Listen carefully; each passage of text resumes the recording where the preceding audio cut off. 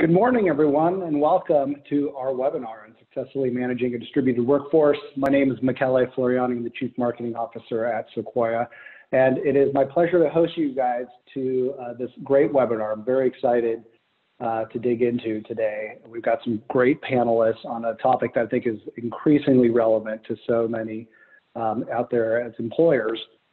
Let me talk a little bit about how we're going to organize our content today, and I'll introduce the panel and do some announcements and get us going. So do some opening remarks, and really the four topics you see here in the middle: the managing salaries, recruiting and hiring employees, successful onboarding and managing, and the important benefits to consider right now. That's really the center cut of today's discussion. And as I said, we have some great panelists that are both looking at this from an employer lens and in some cases or a consultative lens, working with so many companies. I think we're going to have a really rich conversation, get a lot of different perspectives, and really focus on tangible things that you can take away from today. As always, always be aware that our webinars are designed to help get you to be more informed as a professional, to offer perspective, to give you things to consider and things to take away and act on. But it's really not to replace the formal relationships you have with professionals or the obligation to stay connected to federal and state laws and all that good stuff. So you know what this represents, but it's important that everyone always understands that you make your decisions with your professionals. All right. So housekeeping, like always, everyone's in QA mode who's a participant today. So you can use the QA. You're not on video, you're not on audio, so be free to sit on the couch or whatever you want to do. But do participate, because the Q&A informs so much about what's relevant to you guys. It informs future topics that we cover, and it gives us a real good sense. And we try to answer in the background while this is going on. If we have time at the end, we try to sneak that in as well.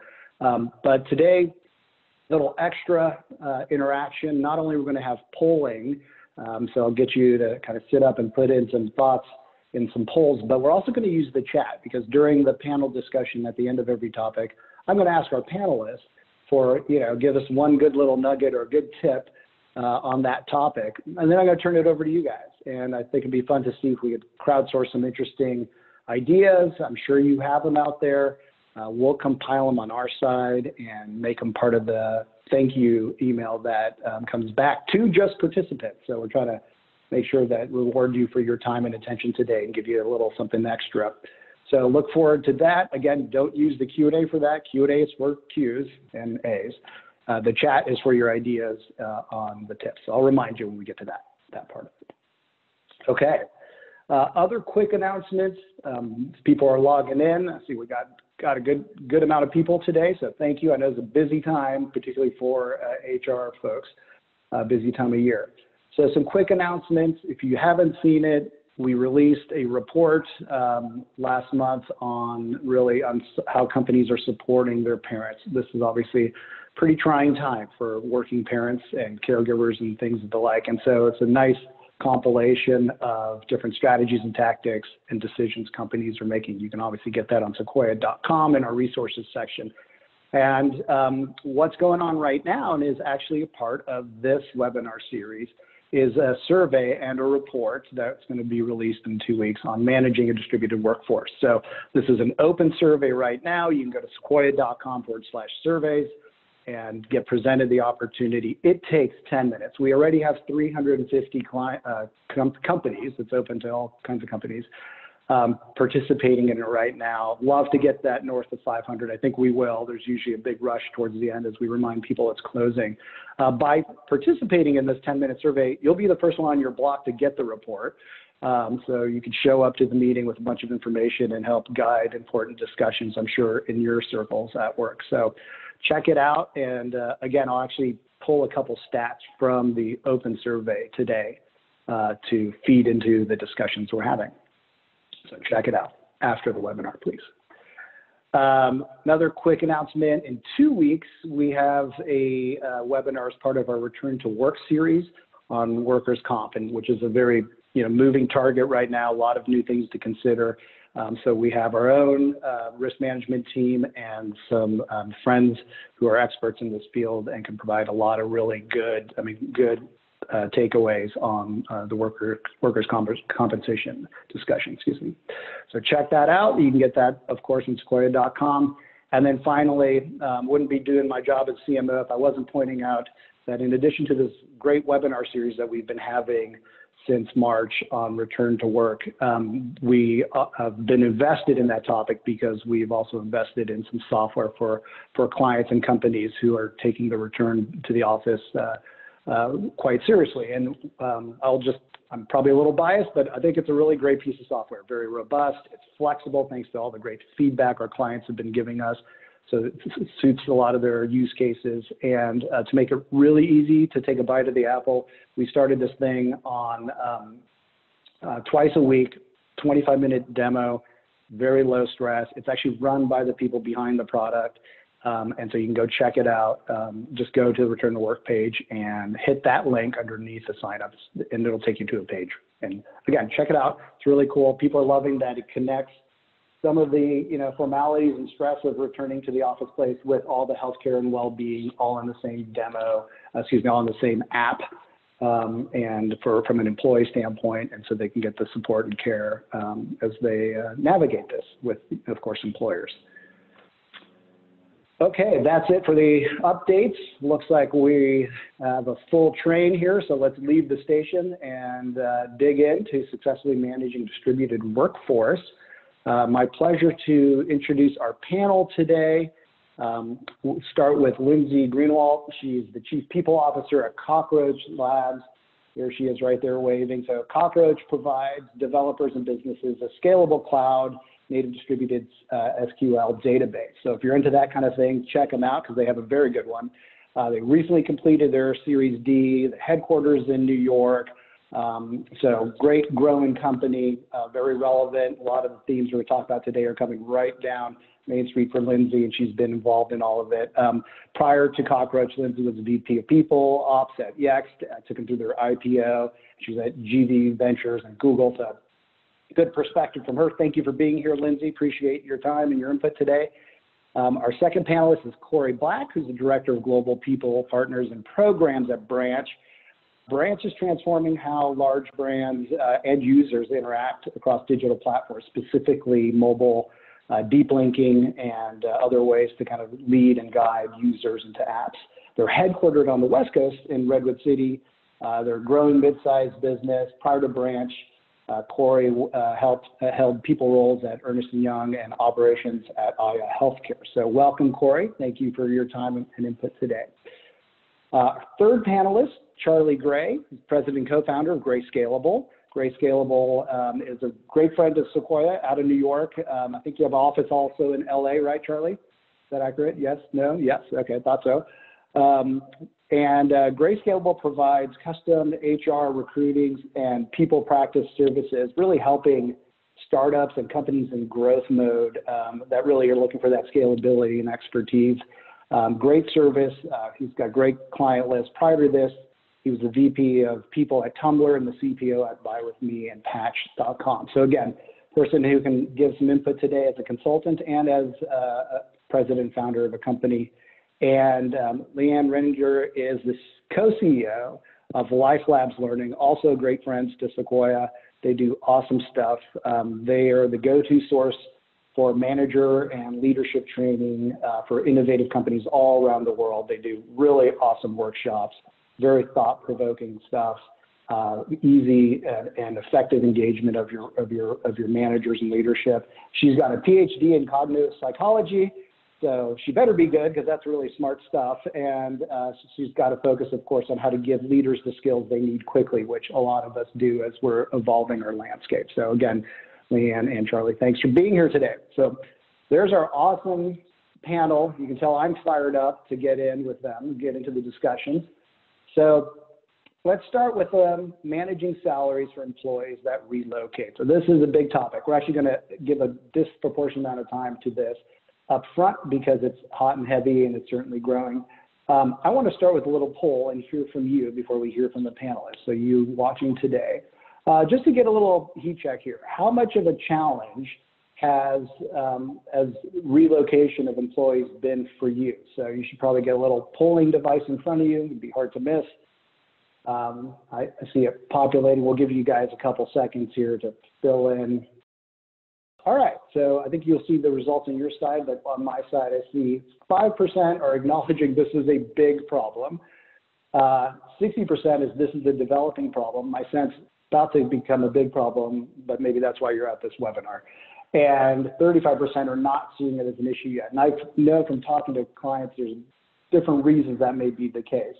But let's just say a fair majority of you all are having to deal with this. One person who deals with this a lot is Charlie as part of his service. But before I go to you, Charlie, let me quickly show a quick survey findings. Again, these are just pulled from this morning.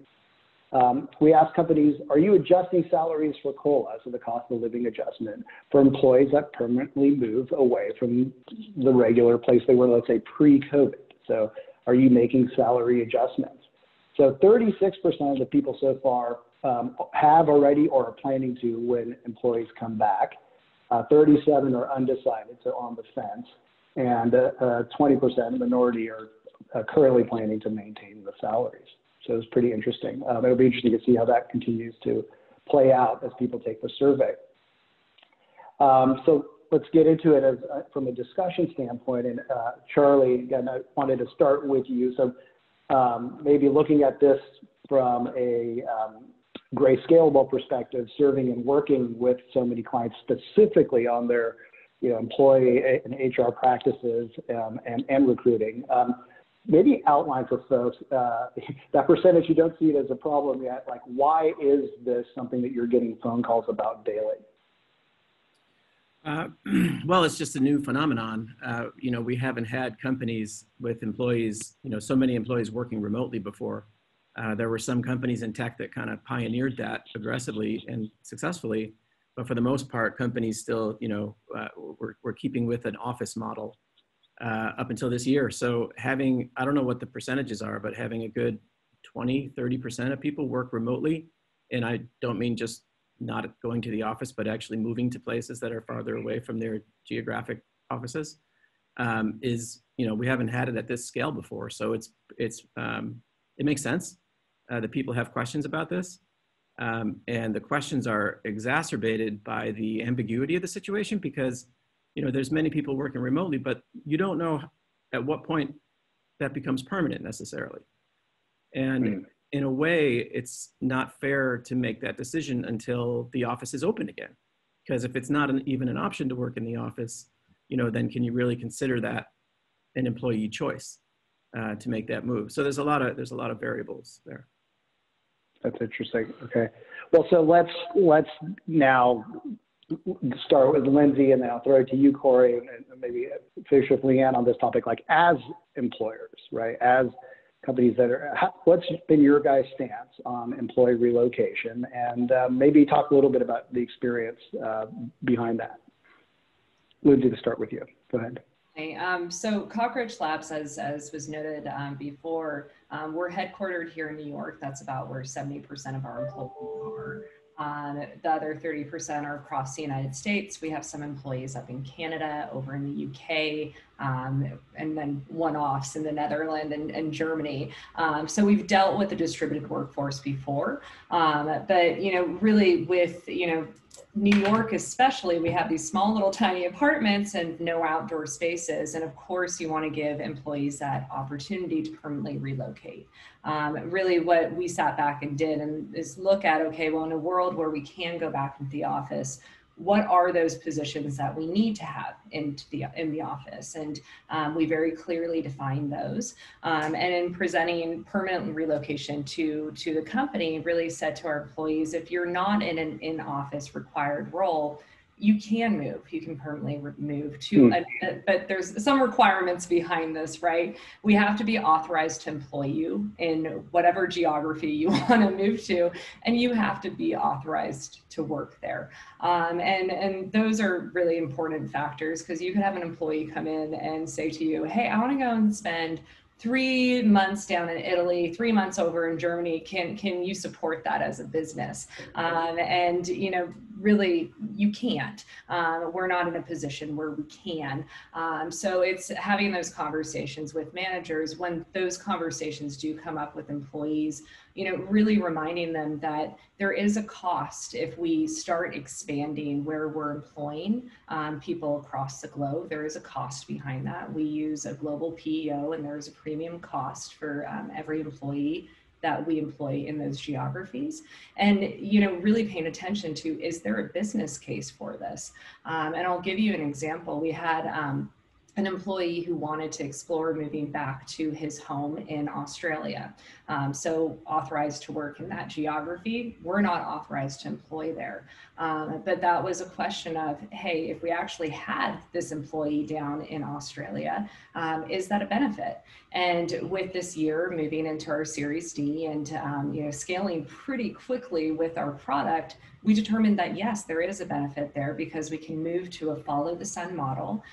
There's also the additional benefit that he can be a cultural anchor in that location as we continue building out that team in that geography. So it's really, it's not about just people moving to wherever they want to move. We're still approaching this as a business while trying to be human at the same time. That's great. It's very tough. How quickly did you come to this point of view, timeline wise? Because I'm just curious, and maybe we can loop back on the communication, but just to finish off your opening comments, was it something you guys recently concluded, or you've been working it? Yeah, I think that this year, and to everybody who's been dealing with this out there, we're all in this together. It's been so challenging.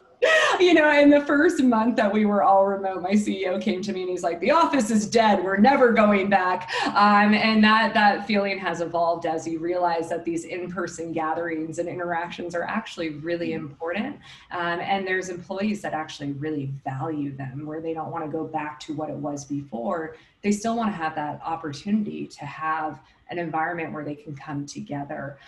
So this was something that was an evolution of thought. I will say that we really kind of honed into it in September. This is where we announced it to the business. And we let people know if they wanted to start requesting permanent relocation with these requirements in place, talk to your manager, and we'll address those case by case.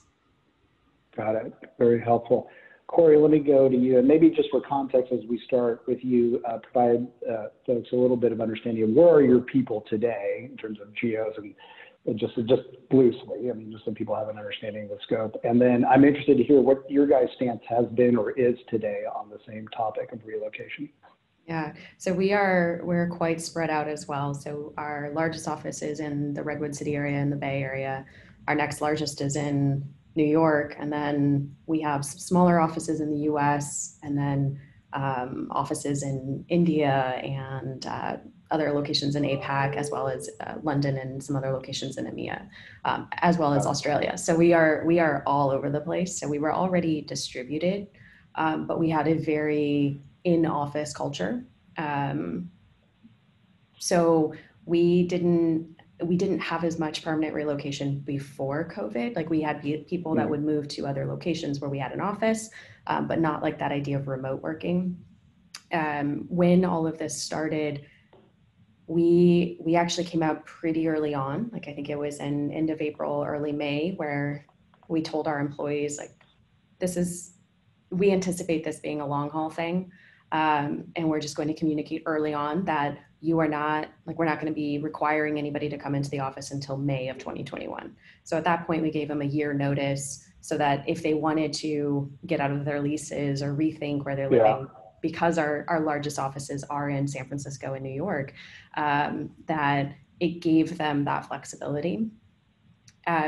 It did end up becoming more of a permanent relocation question as employees were talking to us, and our stance has been to treat them as kind of one-off situations, where we just ask everybody to let our people operations team know if they're even thinking about it, and we can guide them through what are the repercussions. Like, does it impact your benefits? If you do a permanent like what are we looking at salary wise and things like that, so that it's a very open conversation from the beginning. And they know, the employees know what's going on, and we know who is even thinking about relocating. We have similar limitations as Cockroach does of making sure that we're able to do business somewhere. Like there are some states where we're like, we gave a list of states out for people in the US, gave a list of states out saying, we are able to work here. We already have payrolls, taxes set up. Anything outside of this, it becomes a much bigger conversation because there's additional costs associated with it and whatnot. And even though we have a global presence, we actually said pretty early on that we want people to stay within their country because of the costs that are associated with that movement. We also use a global PEO for most of our global employees. And we just kind of very early on made that announcement to people of, if you're thinking about it, come talk to us, rather than outlining an exact process or saying no. We just said, just include us in the conversation so that we can have that conversation with you. Okay, great. And let me ask you both, Lindsay and Corey, real quick. I think I heard that you guys are adjusting salaries when people move as a formal part of that process? Great. Okay. Yeah. And we'll dig into that in a little bit. Great. And then Leanne, your world is very consultative, historically had been in front of people physically and stuff. And so I'm sure you had a high concentration in New York, where you guys started. Like, have you had to have these kinds of conversations with your folks, and what has been your stance on it? Yeah, well, it's so we're a little bit more than 50 people, and mostly had been in San Francisco and in New York because we're doing trainings on site, right? And then other people in lots of little places. We're about to open our London office. We were about to open our Boston office. Wow. It was about to be a big thing.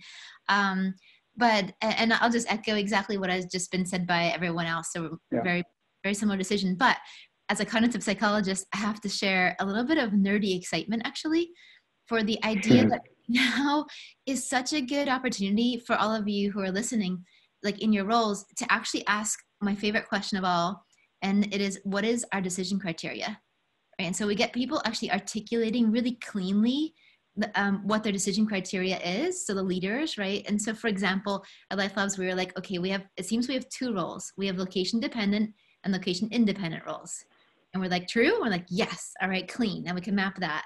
But then we had to ask ourselves, what makes it this? What makes it that? And so I guess I would just add one little meta comment to regularly ask that question, to have people articulate and build conversational capacity around clean logic. Because then we can be transparent with folks, and we might be wrong. Like maybe we make a mistake and we have to bring it back, but at least then we're predictable in how we were wrong, and folks can follow that and they can forgive that, right? And in these adaptive times, we're gonna have to like stumble through it, but make it clean. Sage advice. That's a great way to approach it. So let's talk just quickly about what's your method for adjusting. Charlie, let me go to you. I'm sure a lot of your clients are going through the topic of salary adjustments. Is there a best practice you see people leveraging, or source material, or what's the process? I mean, there is definitely a best practice, and larger companies have had employees in multiple geographies for a long time, and there is a common practice out there of adjusting salaries to the market pay. It's been interesting to see some of the kind of contrary ideas about that. There's angry mobs on Twitter talking about Facebook adjusting people's pay if their employees move to different cities, but it is pretty common practice. It's done pretty much everywhere, and it's not unfair.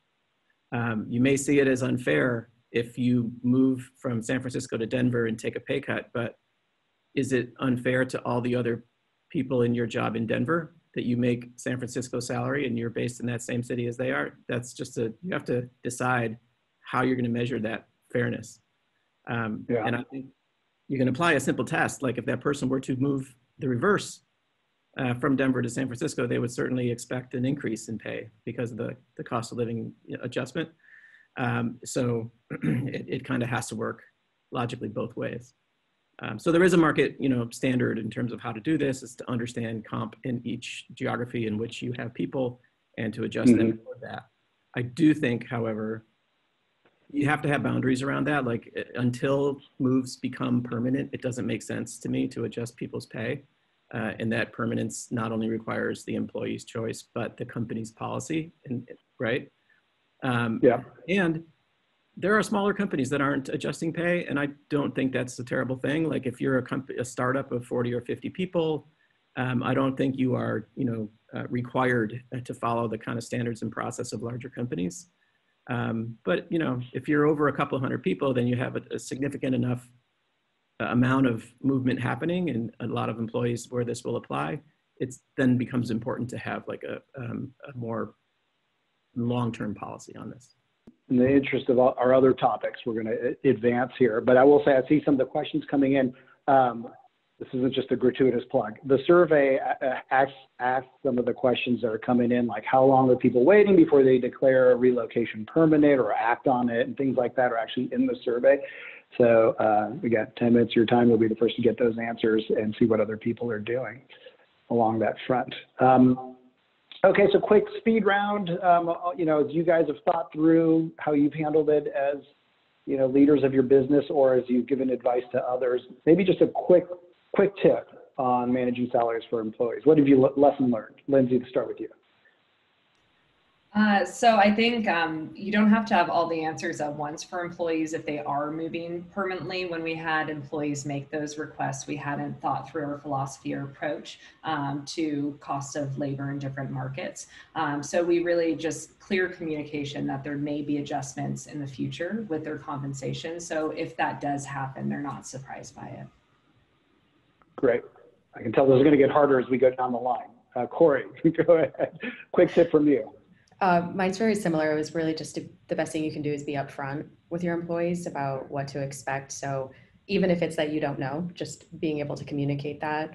We communicated very early to expect salary and COLA adjustments if it's a permanent move. And we haven't had as much surprise because we communicated that in an all hands very early on. Makes our lives easier too. Great stuff.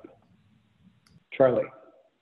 I think an important point, and sorry to kind of correct you, Corey, you said it as I was already thinking it, but the cost of living adjustment terminology can be misleading to people, particularly if they're moving to a much smaller city, because cost of living can vary a lot for people. When you look at things like housing, you can move from a New York or San Francisco to a Midwestern city, and your cost of living may be cut in half.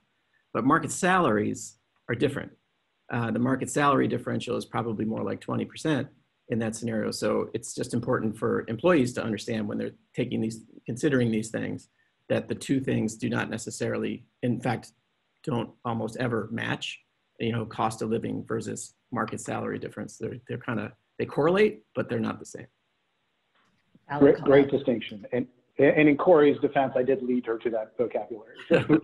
but no, that's a really important point, I think, particularly when talking to employees. And good thing we have the PhD last, because she can fill in any gaps we've missed. Leanne, what do you got? Well, yeah, I mean, a lot of, in these times, all we've kind of got right now is like creating like good impressions and perceptions around what to expect and what not to expect, right? And so I'm going to throw one more weird tip in there to use something we at LifeOps call a two-hander, where you're able to say, okay, on the one hand, we know this, on the other hand, we don't know this, right?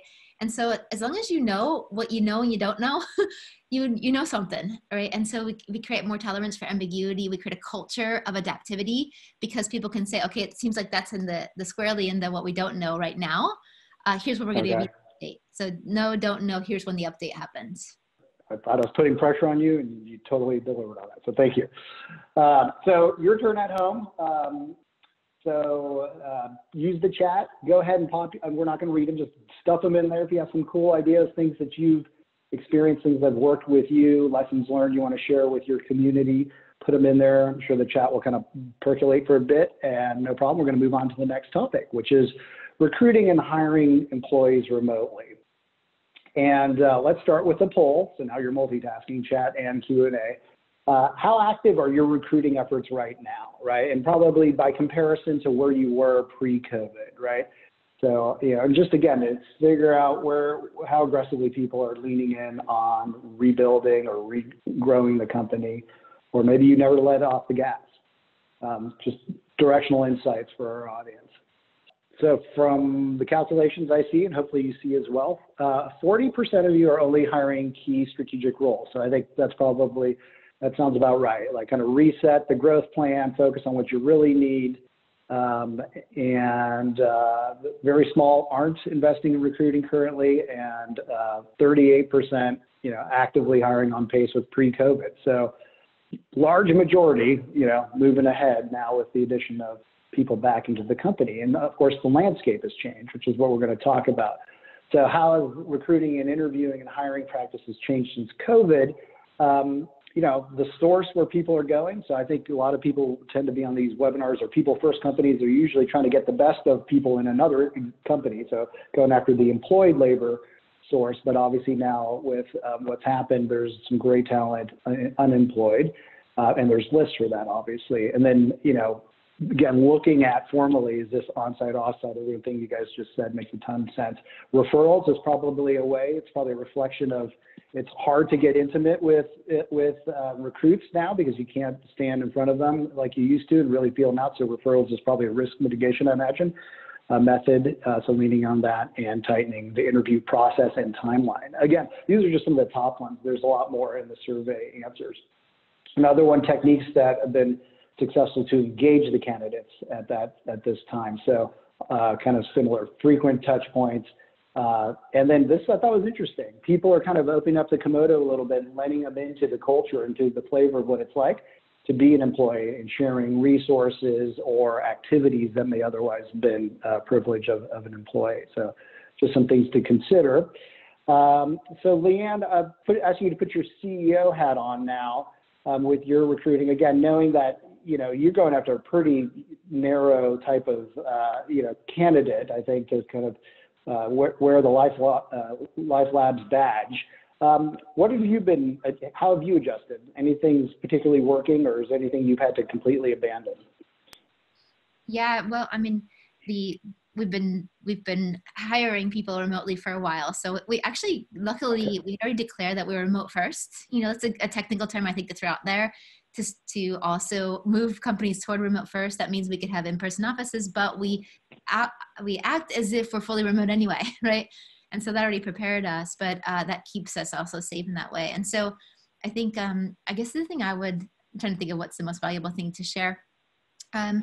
Same question sets, but we've really doubled down on our rubrics, like the way we actually are doing our interviewing, like when we move into the interviewing conversation here, is we want to really be sure to be fair, to be inclusive, and to have standards that are going to predict the best type of employee for us. And so we spend a lot of time thinking through that, including now how do we create like tests of people's ability to be adaptive within different contexts. So I think the shift for us is really recruiting for adaptivity and adaptivity skills. Got it. Great. Lindsay, can I throw it to you? Like, how have you replaced the office tour, right? Because I'm sure I've actually been to your offices in New York, like very nice, and they feel the culture and they kind of, taste the Kool-Aid, if you will, in terms of just what the kind of company they're about to join. Like, what mechanisms have you done to kind of get some people exposure to that? Exactly. And, this is something that I think we've always been very transparent about, is our interview process and what to expect when you're interviewing, what to expect from the opportunity that you're interviewing for, and trying to provide as much transparency into our culture even before you step on site, right? That's something that we invested heavily in, even with our blog content. So for us, it's really doubling down on that content, ensuring that after a phone interview or a phone screen with one of your recruiters, you're sending a blog post that's relevant. How is your company dealing with the times of COVID? How are you thinking about your workforce moving forward? And that is really just providing a window into your company without having to, be in the office or being on the phone with somebody. The whole virtual Zoom thing that we do now is so hard. This is so challenging. I love being in a room with someone. We don't do lunches anymore during our on-site interviews, but we do coffees where the candidates will get coffees with a member of the team, and they'll sit down and have a conversation about you know, what it's like to work at Cockroach Labs and be able to ask any questions that they can. But it's hard. It's really hard to provide that window. It's build the resources and make sure you have content to send. Yeah. Charlie, knowing that you're looking at this operationally at scale as part of your formal service, but you're obviously embedded a lot with your clients. And is there anything from a technique standpoint or that's changed in this landscape, or all the same tools working? What have you observed? I think in terms of like a solid interview process and things that you do, I don't think it's really changed. I mean, other than the fact that, you know, you're doing everything via Zoom. We have found it to be more efficient in some ways to do this. You know, obviously take travel out of the equation and those types of things. So it can work well, and you can take advantage of opening up your kind of geographic restriction to open up diversity possibilities that you didn't have before. So there's upsides, but I kind of think whenever you get into discussion about how difficult it is to kind of hire, onboard, et cetera, with people, you realize that although many people are now saying remote is working fine and I'm never going back, most people are going back, like, because these things are hard. You really lose a lot when you just communicate with everyone via Zoom. Okay, let me keep things moving here so we can keep it. So let's go some quick favorite tips as we go down the line. We'll do the same pattern again. Lindsay, starting with you. So your favorite tip on recruiting and hiring remotely? Oh, Twitter has been really great for my recruiting team, just to know what companies are laying people off. There's a lot of hashtag creations around it. And the feedback from my recruiters is it's a lot of people that aren't on LinkedIn. So tapping into some of that talent that you didn't have before. Very cool. Corey, love to hear from you a thought. We took this opportunity to actually reevaluate our recruiting process and retrain our hiring managers because we had been in just extreme growth mode. And during this process, we slowed down our hiring. We're only hiring the strategic roles at the moment. So it actually gave us an opportunity to really refocus on some of those ideas of inclusive hiring and reevaluating our processes. Awesome. Thank you. Charlie, you could probably give your own webinar on this topic, but quick nugget. I mean, I'll double down on what Lindsay was saying. Twitter's good. Instagram is good.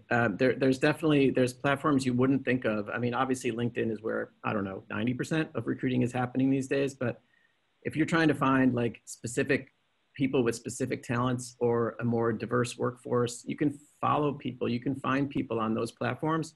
And I'm not saying you should target those people. Target the people who are following them. Like there's other ways to kind of delve into those, social media to find talent you won't find on LinkedIn. Yeah, tap the network. Very interesting. Leanne. I would just add to have people doing the interviews record their interviews. I mean, in the end, this is all predictive analytics. Like, are they good at interviewing, and are they following a rubric in the way they're asking their question sets and the way they're evaluating that actually is going to give you the right candidate, right? And so the right person for the team. And the only way they can learn is actually to be able to see themselves and notice, like, oh, you did something different for this candidate compared to somebody else, right? So recording for either for self-knowledge and or for double raters, right? So somebody else can get in and be like, I would have given this score and you gave this score. Like, what's going on? Oh, that's fascinating. I've probably interviewed hundreds of people in my life. I've never seen my own performance. I watch my webinars back. I do not watch my interviews. I bet I could learn a lot. That's a great one. Thank you. All right, so let's hear from the crowd out there. I'd love to get any tips you have. Just go ahead and use the chat. You know the drill, and what things that are working for you. Look, I love it. See the chat firing up. All right, so our third topic, successfully onboarding and managing employees. So this is really, for many of us, this is the stuff that happened in face-to-face and in the meetings and in the all hands and stuff like that. So general question, this is kind of a big broad one, but out there, we'll start the poll, Camille, like, how confident are you that your employees are getting the best of your culture? There's a little bit of subjective interpretation here, but how confident are you that you've been able to replace some of the things that were happening, let's say, in a physical way or other mechanisms you had pre-COVID. So yeah, people are working through it. No surprise. And a good chunks like, yeah, we still need to figure this out. I think it is a bit of the mystery. I think people, my sense is like Sequoia, like we keep adjusting as we see what's working and not working. We're all kind of chasing a gap a little bit, right? And in some ways, like Charlie pointed out, I think there's some actual advantages to the new model, but we're trying to replace stuff. So is it about replacing, or is it about finding different paths to these things? Like, is it about turning on other experiences that satisfy the same outcomes? It's a big question. So let's unpack this question.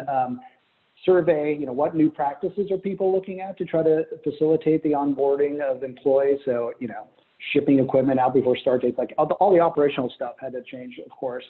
And then you see a lot that people are creating specific activities to connect them to the culture or to what's happening, and to stay connected. And I love the, signing new mentors, right? Other people to kind of put their arms around, virtually, of course, the new onboards as they're coming. And then one kind of going on the negative, like, have you adjusted your mechanisms at all to how you're dealing with non-performance, which is tough now because there's a lot of factors. And I think the interesting one here, 51%, just really spending time to really try to understand, like it's probably a little more empathetic approach. It's like, what's really happening in any one individual versus before it's just probably a little bit more cut and dry. Are you delivering or you're not? But employers really trying to look to understand deeper. So, and managers supporting work-life balance, which is a topic that's going to be really important. There's a lot of different kinds of burnout and stress. And so flexibility of schedule being a dominant one. Managers leading by example. So, I mean, that's showing that both vulnerability as well as, it's a tough time. We still all work for high performance cultures, and it's easy not to take time off because we don't have places to go. But so kind of reviewing, suggesting, making sure those happen, and or enforcing some free space so that people can really recover or recharge. Okay, so let's get into the discussion. So, I'm going to go over to the employers here. Maybe Lindsay, I'll start with you just really on your onboarding process, right now. Like, are there things that you've seen that you guys have tried that feel like they're working for the experience for new employees?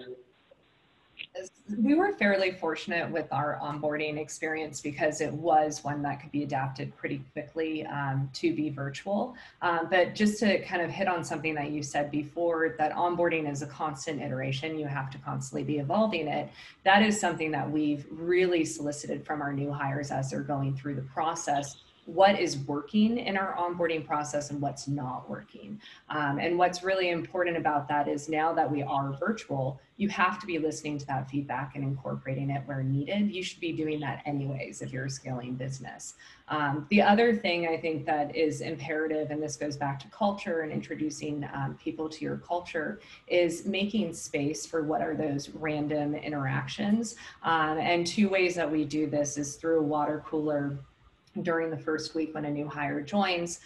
We also use a program called Donut, which randomly pairs people from across teams, which is really great. You have that engagement with people that you wouldn't otherwise. So finding those opportunities for those types of interactions. Great. Corey, I see you nodding your head. You like that. Did you guys use Donut or something similar to connect people? Yeah. We do. We used it when we were in the office as well. We call them walk and talks. And so it would be kind of pairing people up with others that are randomly in their office. So we've used that as well. And it is a good one to meet new people and not have it be about work and just kind of getting to know at that human level. Are you doing anything else to keep people connected and out of their silos? We've tried a number of things with varying degrees of success. Zoom fatigue is real, so we now started doing kind of like work from home challenges and like daily kind of trivia type things where it's not about being on Zoom. It's about just kind of connecting and learning something new about someone, like sharing what are your favorite albums from the 90s or something silly like that, just to get to know a little bit more about someone outside of what you know about their work life, or if you're frustrated because of a work decision they made. I will say that the remote has been kind of nice to help us refocus in and really make sure that onboarding is about values. It's easier for people to exhibit the values that are important to us as a company when it's remote, because it's not about the snacks in the office or anything like that. It is more about, people taking the opportunity to reach out, everyone being very open to new questions from new hires. And those are that's the feedback we're getting, where those are the things that are coming out in the feedback from new hires, as opposed to some of the more kind of like showy things that can go with onboarding. Right. It's a beautiful reminder. I think we chalk that up maybe to one of the silver linings of this whole journey is maybe that refocus on values and what matters. Leanne, I want to shift a little bit to work-life balance. And I know this is one of the things that you guys focus a lot with people, which is everything from the engagement and the motivation, the learning the skills, and ultimately how it plays out for employees. Advice, like if you've seen something particularly effective during this period where folks are at home and you have the different fatigue and, kind of nonstop one thing to another, like what's some of the advice and learnings that you've seen?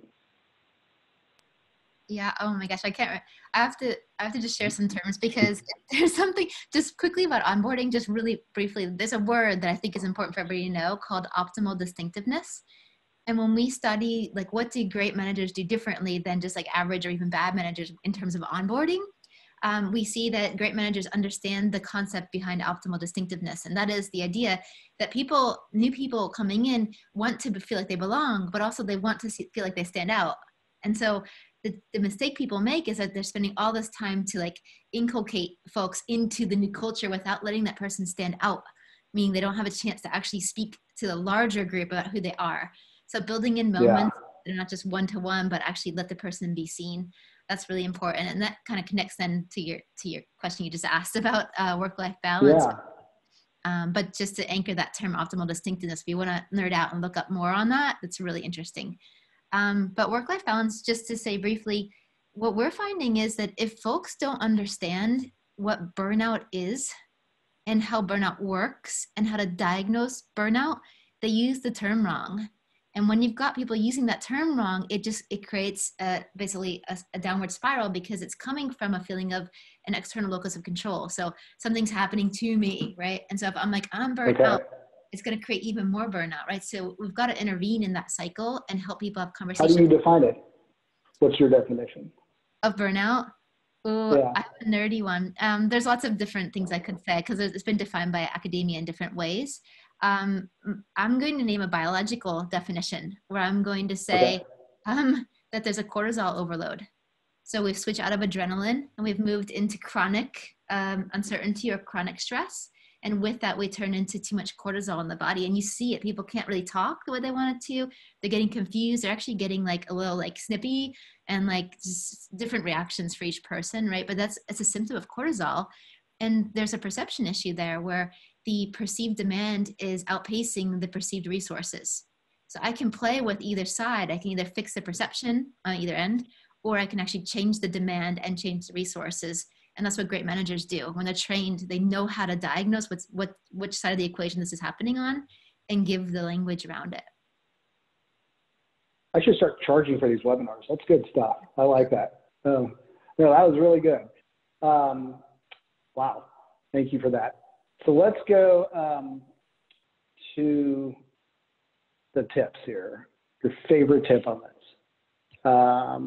Lindsay, let me start with you.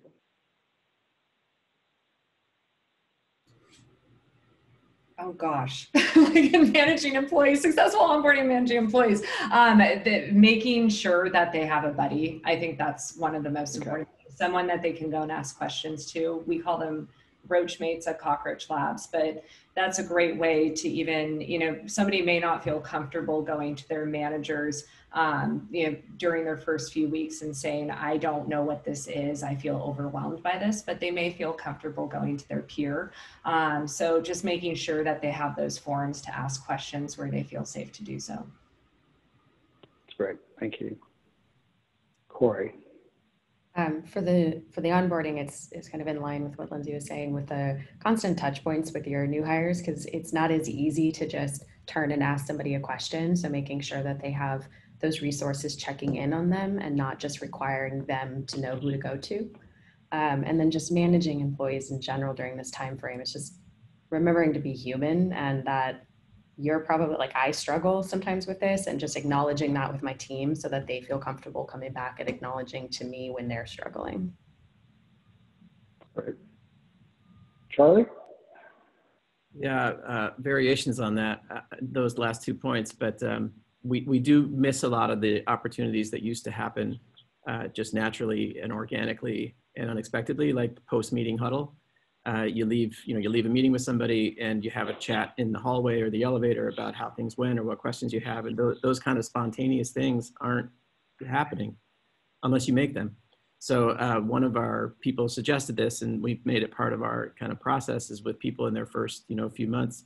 Schedule those times, after a meeting, have that, schedule 10 minutes or 5 minutes even for that kind of elevator talk or subway talk to kind of catch up, one-on-one post-meeting. Great. Leanne.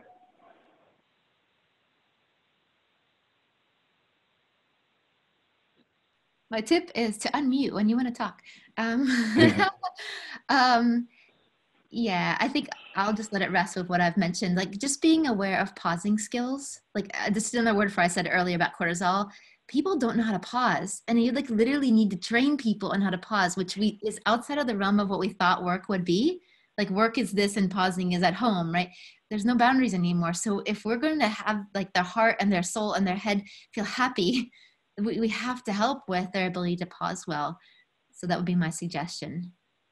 Not just That's vacation, great. by the way. It's not a pause. Vacation is not pause. They don't know what to do during vacation. Yeah. There's something different than that. Got it. Good. Thank you. Please submit yours in the chat. I'm sure you got some great ones, and we'll move on to our final topic, which is really on the benefits. And by this, we mean the well-being perks, other things that you've done to really support folks. And really, there's a lot, we've actually had webinars on this very topic. This is more about like, what are some things that really seem like they're making a difference, making an impact? Let's start with you out there in Radioland. Just directionally, is this an area of investment year over year as you look over, how you're adapting to support your folks? And as you'll see, there's two versions of no. No, we've invested historically very richly in this area and we're doing great. Or no, we're not in a position to invest. And, both of those are realities that various companies, depending where they're at, will have to deal with.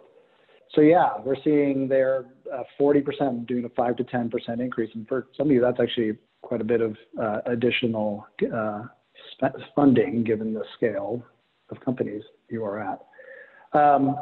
So from what are people investing in from the survey? 50% mental, emotional health, mindfulness. That should be of no surprise. And then really virtualizing services, right? Telehealth. And then, musculoskeletal has become definitely a claims on the rise. And so finding ways to make it fun and interactive for people to stay fit or to motivate, connect folks so that they go exercise together, but remote, for sure. So let's just quickly go down the list. I just love I guess we'll kind of maybe blend the tip with the discussion here. What is something that's made a great impact for you guys at Cockroach, Lindsay? So this last year, we actually introduced, it was the year before last year, sorry, not this year. Last year, we introduced Spring Health into our benefits offering. And really mental wellness is what we're really concerned about with our employees right now. So to be able to say to managers, hey, you are not a professional therapist. We do have resources and tools that you can provide your employees. Spring Health has just been imperative for that. Yep. Great. Thank you. Corey, how about over at Branch?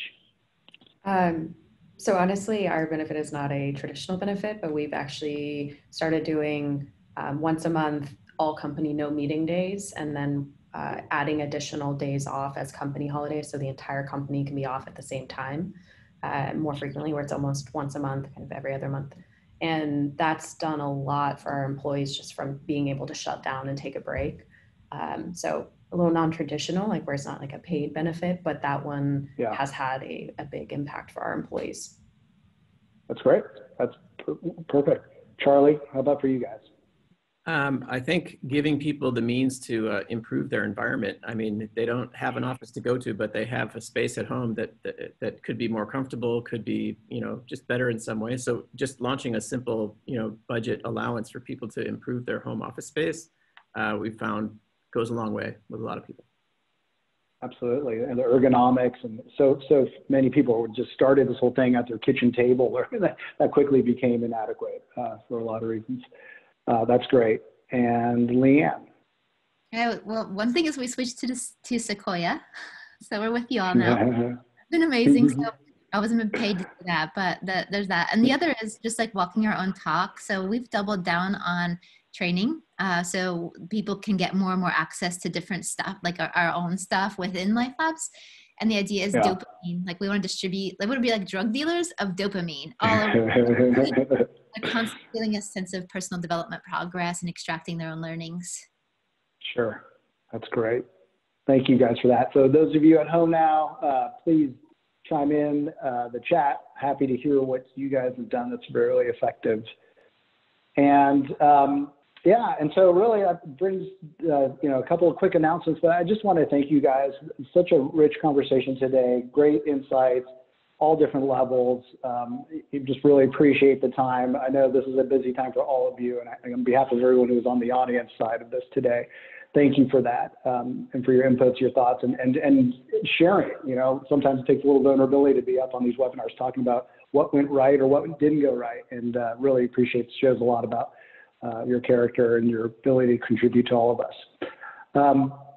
Reminder, if I hadn't mentioned it already, the survey's open. Please go check it out and be the first to get the survey. Again, the webinar workers comp, and check out the return to work solution if you've not already done that. And thank you all for your submissions in the chat today. It's a big part of what we love doing. As you can tell, the panel here, we have partners and clients, and all of you being part of the discussion just makes it a better one for all of us. So thank you for that. And we'll gather that all, as I said, and put it in an email, send it to you. So without anything further, I just want to thank you for your time, your attention, everybody. Go out there, be well, and we'll talk again soon. Take care.